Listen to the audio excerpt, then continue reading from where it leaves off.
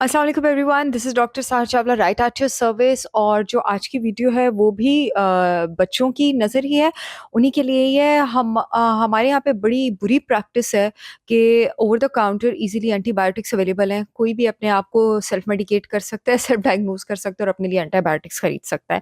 मैं आपको बता दूं एंटीबायोटिक हम क्यों लेते हैं। हम इन्फेक्शन को, डिजीज़ को ख़त्म करने के लिए लेते हैं। बैक्टीरिया, वायरस हम उसको अटैक करने के लिए लेते हैं, ठीक है। अब हमारी जो 70% इम्यूनिटी है हमारे गट से आती है और हमारे गट के गुड बैक्टीरिया से आती है। गट में गुड बैक्टीरिया भी होता है, बैड बैक्टीरिया भी होता है।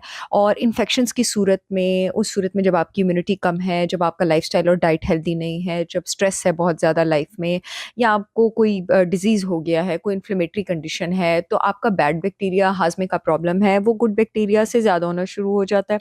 और किसी भी इन्फेक्शन, इन्फ्लेमेशन की कंडीशन में और एज के साथ-साथ भी आपका गुड बैक्टीरिया कम होता है, चाहे आपका बहुत हेल्दी लाइफ़स्टाइल भी है। इसलिए आपको प्रोबायोटिक्स और अपनी डाइट का मज़ीद ख़्याल रखना पड़ता है। अब जब हमें इन्फेक्शन होती है, ब बच्चे भी उसी कैटेगरी में आते हैं। जब बच्चों को इन्फेक्शन होती है, इसका मतलब है कि इस वक़्त उनका बैड बैक्टीरिया ज़्यादा है, बैक्टीरियल ओवरग्रोथ है। और इसके अव्वल तो ऐसा नहीं हो सकता कि आप दुनिया में आए तो आप कभी बीमार ना हो। बीमार तो आप होंगे ही, लेकिन उसकी फ्रीक्वेंसी एबनॉर्मल नहीं होनी चाहिए। कभी साल में 1 आध बार हो गया, कोई इन्फेक्शन हो गई, कुछ हो गया बच्चे को, साल में, 2 साल में, ये वो बच्चे जिनको हर महीने 2-3 बार इन्फेक्शन होती है और फिर उसके बाद वो एंटीबायोटिक्स लेते हैं। तो मैं आपको बताऊँ कि एंटीबायोटिक वक़्ती तौर पे उस वक़्त आपकी इन्फेक्शन ख़त्म करती है, आपका बैड जो पैथोजेन है बैक्टीरिया उसको मार देती है। आपको पता है एंटीबायोटिक तफ़रक़ा नहीं कर सकती, डिफरेंशिएट नहीं कर सकती बैड और गुड बैक्टीरिया के बीच। वो साथ आपके गुड बैक्टीरिया को भी मार देती है। इन्फेक्शन आपके बच्चे की खत्म हो जाती है, बैड बैक्टीरिया जो है वो मर जाता है, उसके साथ गुड बैक्टीरिया भी मर जाता है। अब जब आप छोटी-सी इन्फेक्शन पे भी, यहाँ पे मैं लाइफ थ्रेटनिंग केसेस की बात नहीं कर रही हूँ, स्वेयर पल्मोनरी इन्फेक्शंस की बात नहीं कर रही हूँ जिसमें एंटीबायोटिक देनी ही देनी है। यहाँ पे मैं उन माँ-बाप को एड्रेस कर रही हूँ जो छोटे से बुखार पे अपने बच्चे को एंटीबायोटिक दे देते हैं, ये सोच के कि लास्ट टाइम जब हमारे बच्चा बीमार हुआ था, ये वाली दवाई दी थी, फौरन ठीक हो गया था, फिर ये दे देते हैं। आपको पता है आप क्या कर रहे हैं? आप उनको सारी ज़िंदगी की बीमारी के लिए, ऑटोइम्यून डिजीज़ेज़ के लिए, लीकी गट के लिए, इन सब चीज़ों के लिए आप उनको तैयार कर रहे हैं।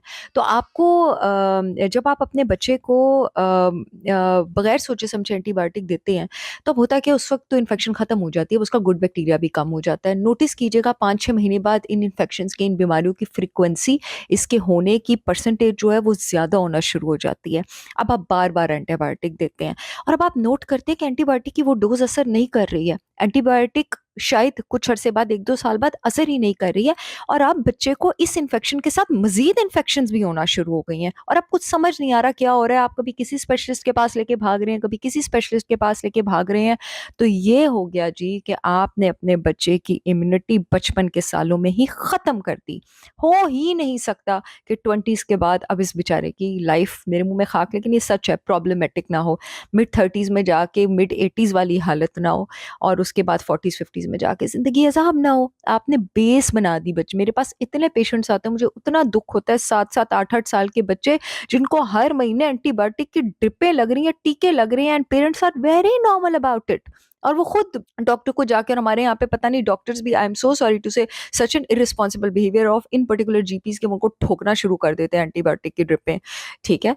सो अब ये कि इंस्टेड कि आप, वो कहते हैं ना prevention is better than cure, आप अपने बच्चे का इम्यून सिस्टम पहले से ही बुलेट प्रूफ रखें। खुदा के लिए फर्मेंटेड फूड्स का इंटेक बचपन से ही अपने बच्चों का टेस्ट भी डेवलप करें और उनकी डाइट में भी इंक्लूडेड रखें। आप फर्मेंटेड खाने जो है ना, सर्च करनी है अभी आपने इस वीडियो के बाद इस पे, घर का बना हुआ अचार, किमची, केफिर, सॉवरक्रॉट, जैसे आपको बर्गरों के जॉइंट्स के नाम याद है ना, और जंक फूड और नगेट्स और क्रोकेट्स हर घर की अम्मी को बोलना आता है।